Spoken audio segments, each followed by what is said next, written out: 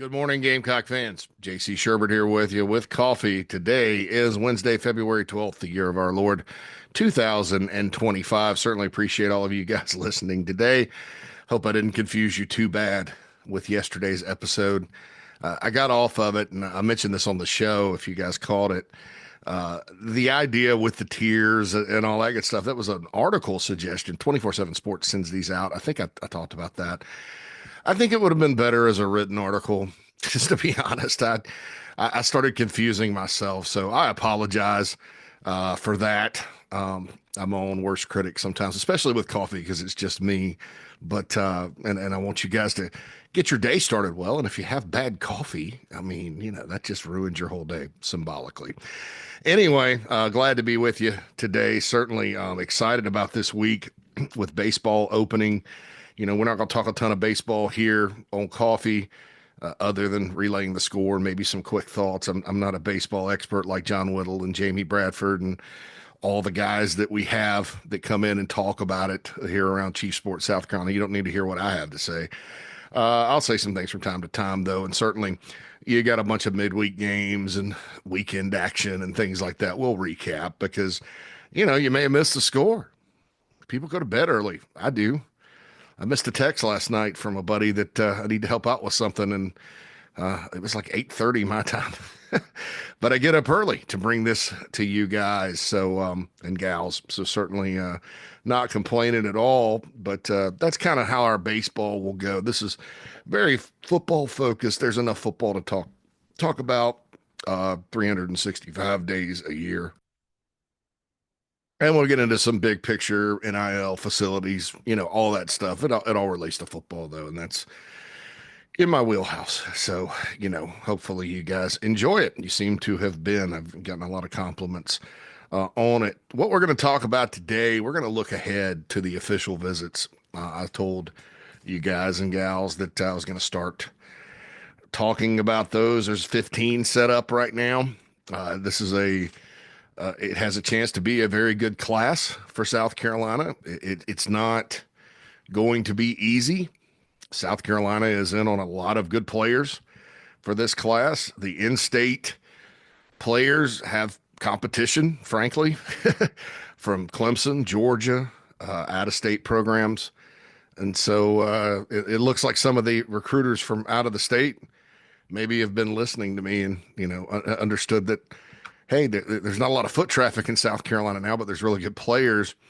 And so I don't know. They haven't been listening to me, but, there's a lot of good players in South Carolina. And then in North Carolina, when you think about the needs for this class, I think D tackle, I think South Carolina is going to have to go in the transfer portal for a couple of years at defensive tackle, but you need to start backfilling with high school. And they got two this past cycle that we just completed, in Caleb Williams and Christian Ingram. That numbers, you need to bring in 2, 3, 4 more. And there's a lot of those guys in North Carolina this cycle. It's scary to think about a little bit because South Carolina has just now, with getting Brian Rowe and Donovan Darden and Trayshawn Austin in the last class, they've just now started to kind of crack that. It's been weird up there, frankly. South Carolina's had better luck going to D.C., Maryland, Virginia than they have in North Carolina. But, you got to go eventually get players from up there. And the Beamer staff is doing a good job of laying the groundwork. It's just a matter of, can you get the guys in the boat? Because it's competition. And believe it or not, the proximity to Columbia from a lot of points in North Carolina has not helped over the years as much as it should. And that's nobody's fault. I think that even if you look at the Spurrier era, when South Carolina got in that one class, Melvin Ingram, Travian Robertson, Chris Culliver, Wesley Saunders, I mean, those were a lot of the top guys in the '07 class from that state. And even Will Muschamp got some good players out of North Carolina, but it's always kind of been hit or miss. Unfortunately, Clemson and the rest of the SEC and North Carolina, when they're cycling up, even NC State at times, they've done a better job closing the deal up there. But, there's no reason why South Carolina can't. And specifically at D tackle, there's like three or four guys that, man, and I'm going to talk about one of them because he's got an official visit set up for that May 30th weekend, which is going to be our focus today. A familiar name. It's crazy. But yeah, so I think especially at D tackle, the Gamecocks need to raid the northern cross the northern border and land some of these guys in this class. So it's 2026 isn't going to be easy. There's going to be a lot of whenever you're recruiting these days with some top prospects. The idea is to get your share. Probably not going to get everybody. Be nice if you could, but you're probably not going to get everybody. And the idea is when all is said and done, just like this cycle, you look up and you have a good group of players coming in. And that's still important even with the transfer portal. South Carolina does a really good job in the portal. Beamer does a great job of identifying the right guys, knock on wood, because you never know.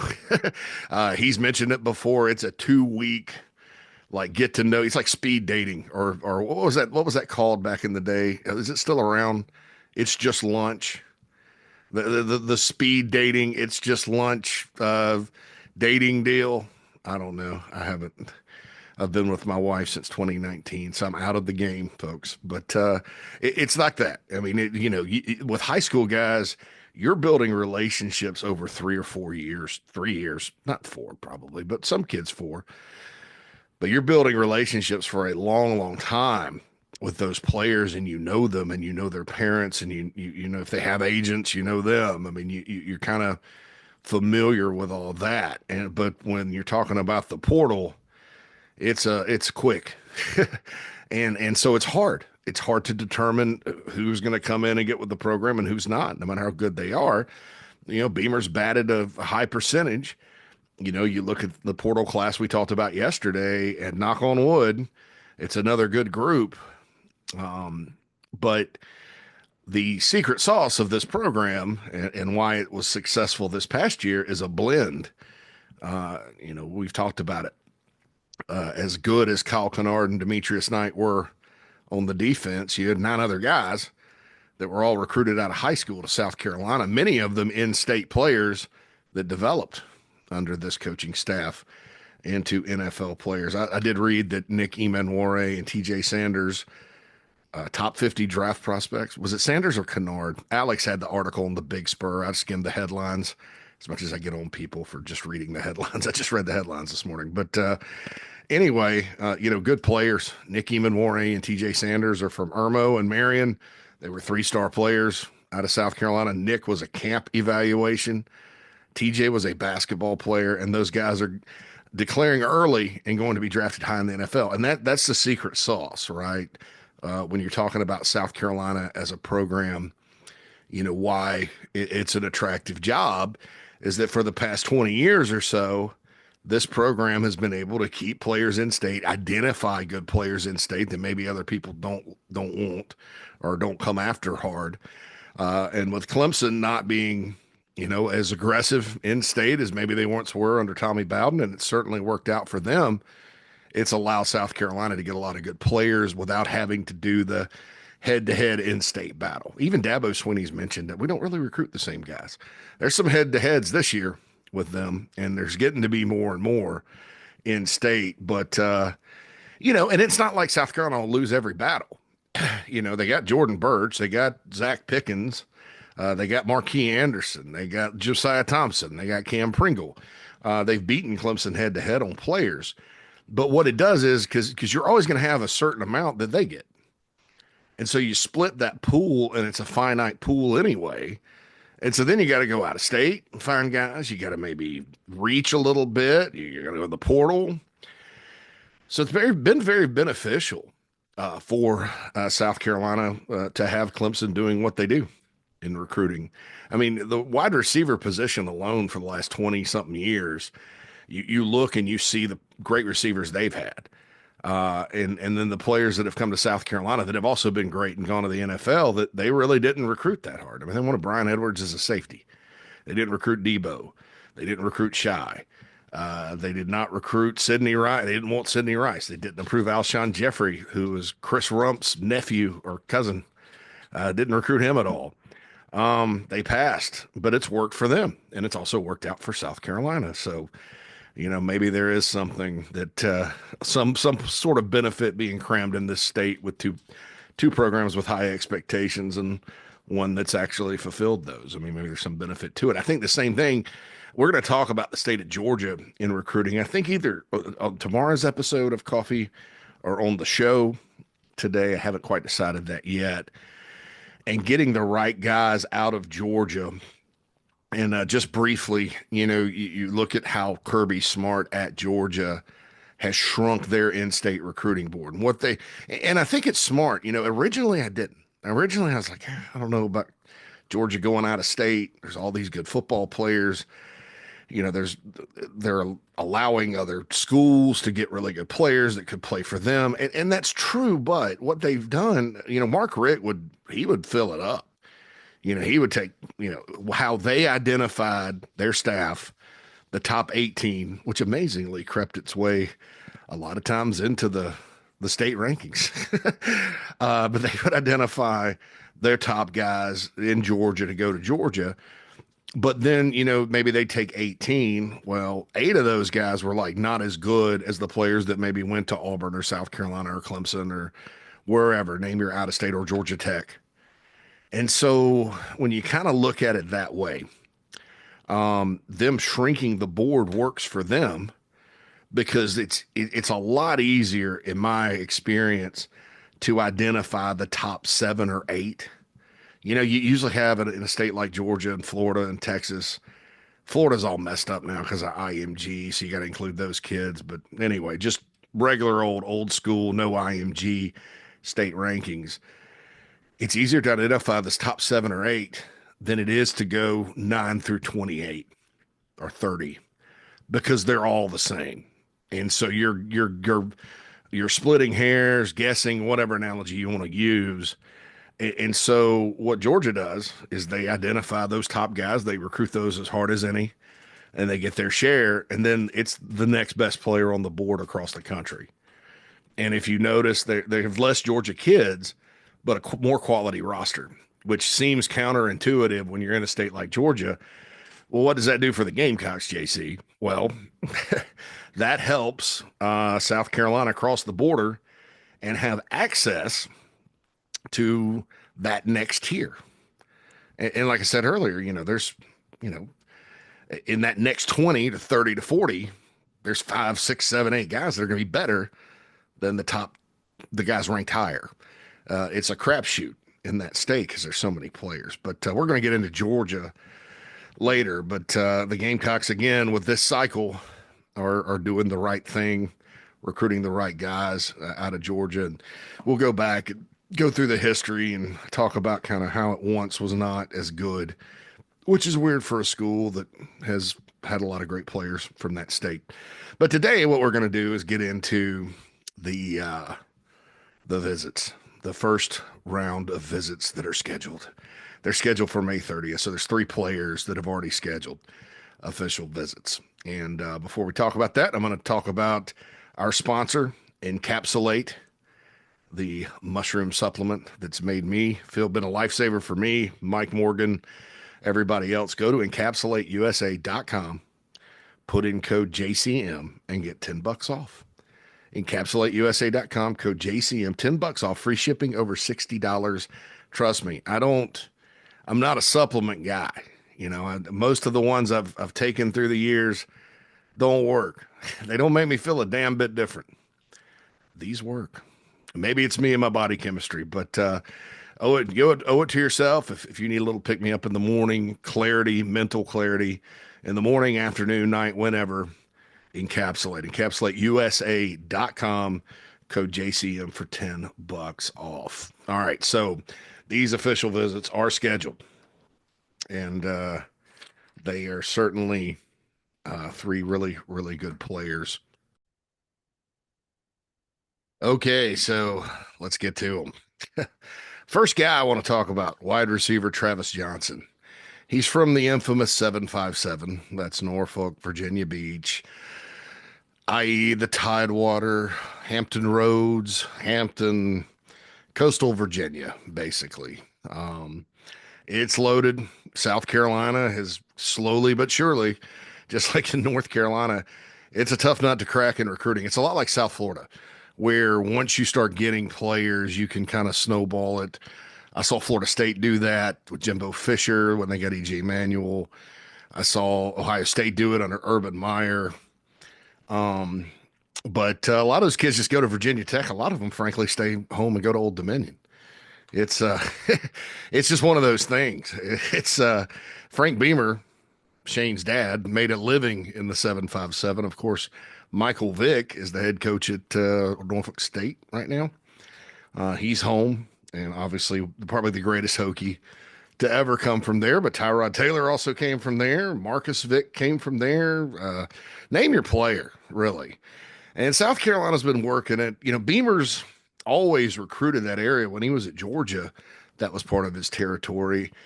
And Georgia couldn't get much traction. I mean, it's just one of those things where you really have to fight it. It's easier for, it's been historically easier for South Carolina to go to Nova, Northern Virginia, around DC. That's part of the DMV, and get players. Vershawn Lee, Ja'Kai Moore.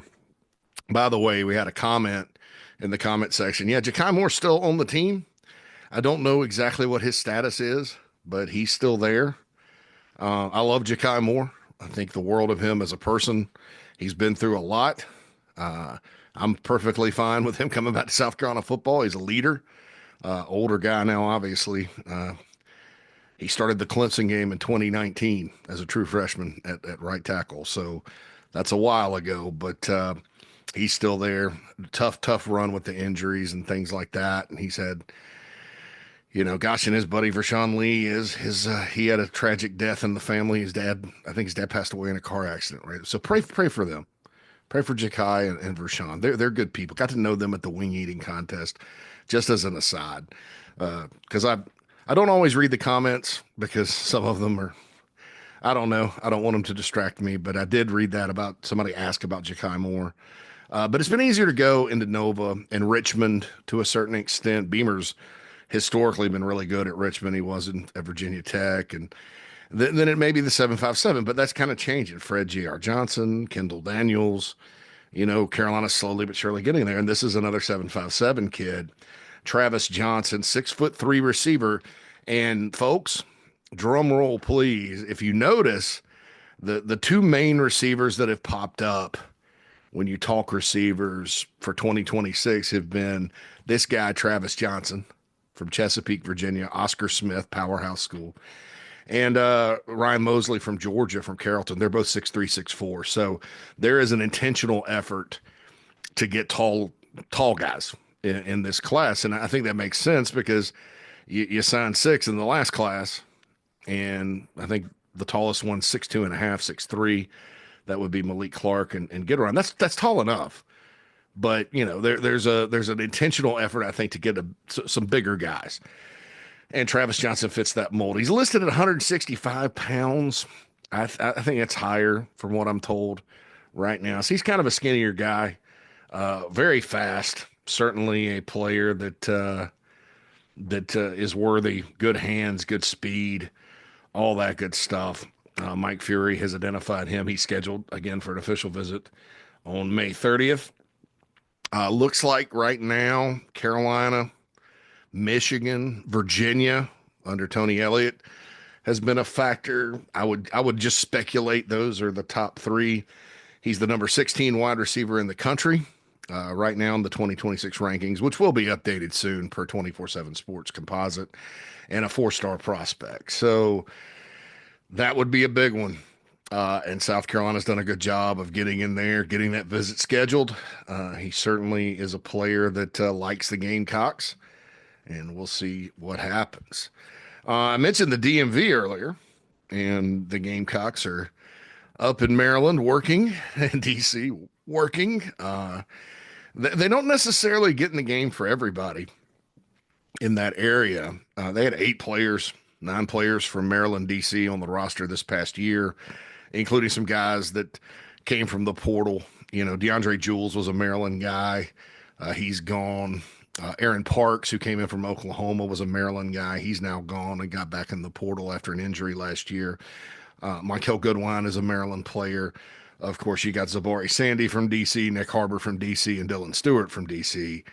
And I think maybe I'm missing one. Oh, Desmond Umazulu, Maryland guy. So that's good football. Urban Meyer, speaking of Urban, I'll never forget when he was out of coaching between Florida and Ohio State. He did the signing day special on ESPN. Um, and he mentioned, talking about that DC, Maryland, Northern Virginia, all the way down to the 757 arrangement. He's like, that's good football in that area. And it is. Penn State, through the years, has made a living in that area. You want to know why Maryland hates Penn State and now they hate the Gamecocks? It's because Penn State came in and not only beats them like a drum every time they play them, that series is like 47-3, something like that. But they also take all their players. And it makes sense. It doesn't make sense if you just look at them like, well, why is, Penn State's in central Pennsylvania. But if you look at the map, there's a highway.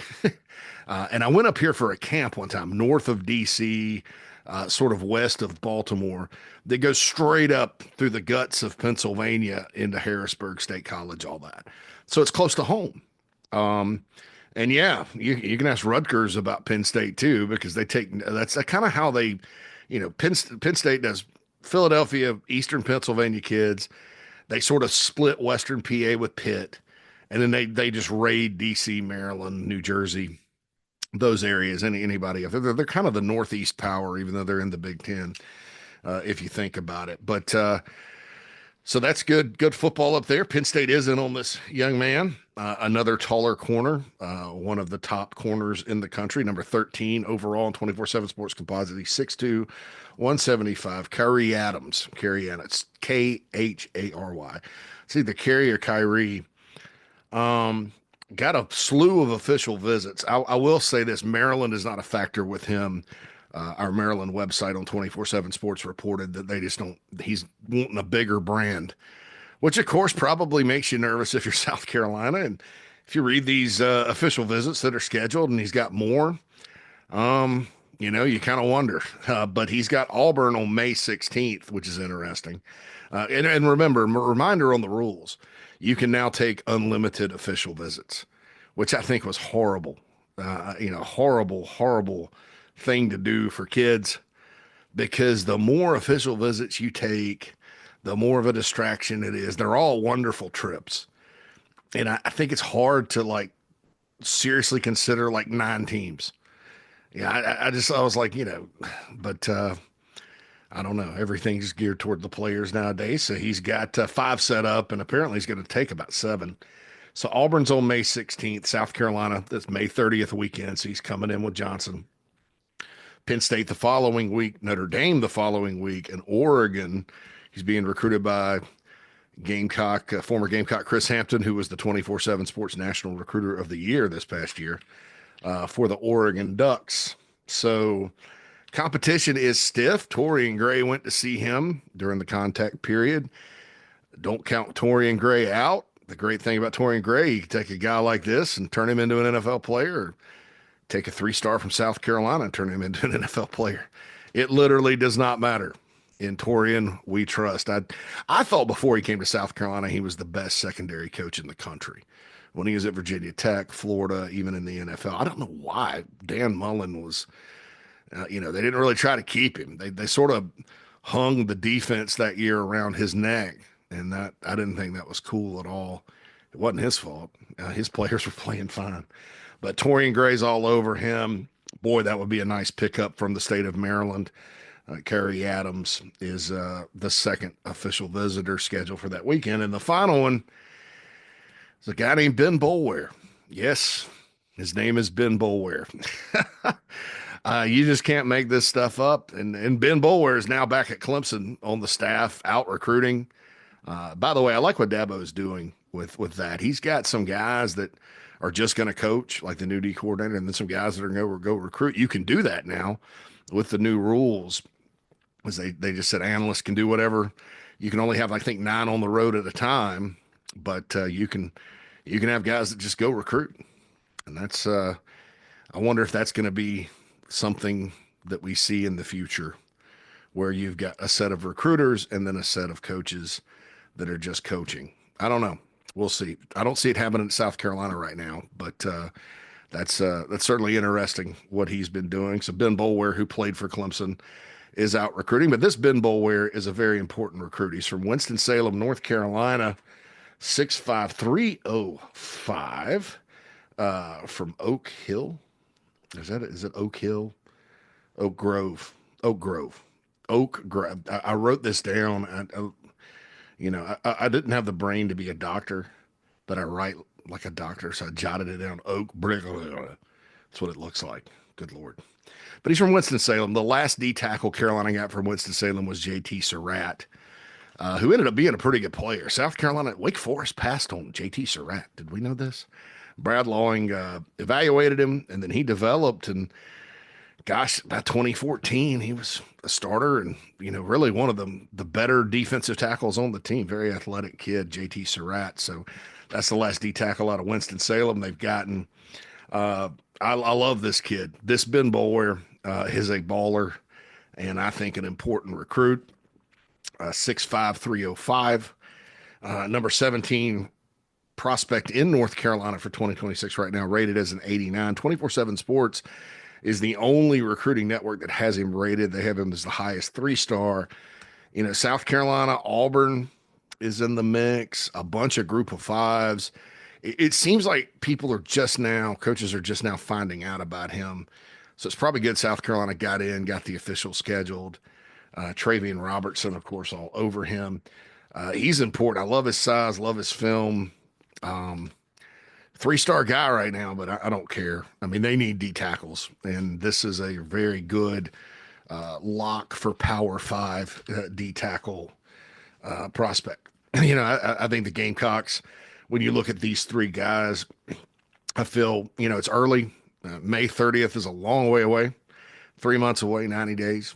So the visits could change.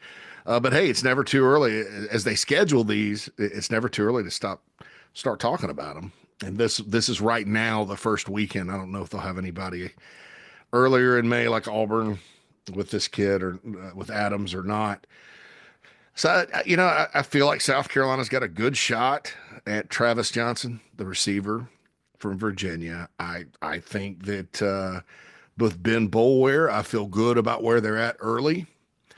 I do. I like that. And I think it would be delicious if South Carolina had a player named Ben Boulware who was really good. Crazy as it sounds. I mean, the last name Boulware has like kind of been a thorn in South, because the Boulware folks from Spring Valley, they all went to Florida State, out of state, Michael Boulware, Peter Boulware, all those folks. And then you had Ben Boulware at Clemson, who was from Anderson, not related, but he was a thorn in the Gamecock side. And I don't have to mention, thorn in the side. That's, yeah, you guys can use your imagination there. And now he's out recruiting and all that good stuff. But I think it'd be kind of cathartic for the Gamecocks to have a player with the last name Boulware that was really good. And like I said, North Carolina D tackles this cycle, he's not the only one. You got Noah Clark, you got the Harris kid from Charlotte, you got an N, Rodney Dunham. There's others up there too that I don't have written down. I didn't have those guys written, but those are the ones that come to my mind. So the key to this D tackle class, I think, is the state of North Carolina and the players in North Carolina. I would love if they found a D tackle in camp. They've done that before. The most famous one, of course, is Devontae Wyatt, who South Carolina found in Atlanta, got committed, and Georgia flipped him. And he started for the national championship team and got drafted. What might have been with that? But yeah, it'd be great to find one in South Carolina or wherever. But North Carolina's really got, I mean, it's D-line heaven, but this is a cycle where it's living up to its expectations. And in South Carolina, I guess the best position your safety would probably be where the most elite guys are. Like you look at those three safeties and you're like, wow, these guys are all ballers. But offensive line, believe it or not, would probably be where there's a quantity of legit power four SEC level guys in South Carolina. So O line heaven, no. O line heaven is where yours truly lives. And by the way, I'll talk about this more on the show, but it's crazy because in outside of Chicago, you know, down south when it snows, you have maybe one snowplow per county. You got to kind of crank them up, and it's rare. It's so rare that there's snow. It's a holiday. Um, but up here, most of the time when it starts snowing, kids are in school, people go to work. It's not, the roads get cleared off pretty quick. But they sent out an email from the high school yesterday to where they're they usually go late on Wednesdays, like at 9, but they're going early and getting out early. My wife got 4 emails, and it reminds me of the movie Office Space. I'm like, what kind of corporate setup do you have where there's 4 people that send an email about the weather in Chicago? But I guess it was an emergency. So they told everybody to work from home. So we're about to get hit with some of the white stuff up here. But it's serious when people start canceling stuff up here. So I don't know what's going to happen, but hopefully I don't have to go to my in-laws and get the snow blower. Those things are amazing, by the way. Anyway, I'm sure we'll have plenty of time with Phil and I later to get off topic. By the way, I'm on the morning show this morning with JB, so that'll be fun. Going to talk a little baseball, but back wrapping up, putting a bow on this first round of official visitors. There's 3 quality guys. I'm assuming there'll be more added to the list. We'll go through the next weekends on future episodes here. Like I said, debating on the topic of the state of Georgia or another visit weekend with that. And then you never know if something pops up, I'll end up talking about that and pushing it back, but want to keep it fresh and good. And recruiting focused and give you guys the straight stuff. But yeah, I feel good about Boulware and Johnson with Adams.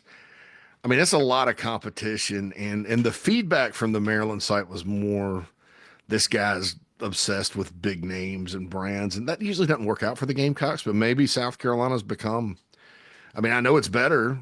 Maybe they've become a destination. Heck, they beat Oregon on Nick Harbor and beat the whole country on Dylan Stewart, and they've won battles out of state under this staff before. Good player though. And you think about this. Let's just think about this. If they got Adams, and then they swept the 3 in-state safeties, and then they held on to Peyton Dyer, whose stock is rising. He had that's the commitment, the cornerback they have from Duluth, Georgia. He was great at Under Armour this past weekend. That is a hell of a secondary haul, on paper. I say on paper because you never know. But on paper, that's a hell of a secondary haul.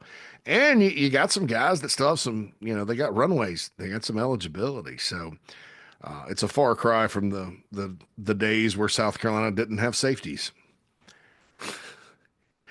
One of the most baffling things about the Muschamp era, the safeties. But they're good there now, and this 2026 class could be good. And you get if you got Adams and held on to Dyer, and you got those 2 corners, you guys can kind of play, the guys and gals can play the game. All right. South Carolina basketball on the men's side back in action tonight. 7 p.m. tip-off at the CLA against Ole Miss. Yeah, Carolina handed Ole Miss 2 pretty painful losses last year. The Rebels under Chris Beard were in the NCAA tournament mix, and they came to Columbia. Carolina got up big. They rallied. Carolina held on to win, and then they kind of rolled them in Oxford. That game was not really in doubt. So Ole Miss is probably coming to town thinking they owe the Gamecocks. They're ranked, I think, 18th in the country. Will this be one of those close games where South Carolina can pull it out at home? This team, obviously, there's a pattern now of playing well at home, well enough to win, but not playing that well on the road. So who knows? Who knows what will happen? Be sure to check out, if you're a women's basketball fan, the walkthrough with Joe Machika. It's up on our YouTube page. Also, will be available on podcast format. Also, our interview with Debbie Antonelli from the morning show earlier this week was good. Got a big list of guests for our baseball opening day extravaganza, which will be from 10 to 2. Combined morning show and show on Friday. JB and Phil will be live from Founders Park. Ray Tanner, Paul Maneri, a list of dignitaries. JB will tell you about all that later and get into it, but be sure to check it out. It'll be a lot of fun if you love Gamecock baseball. All right, this has been Coffee with JC Shurburtt. I hope all of you have a wonderful Wednesday. Holla at you soon.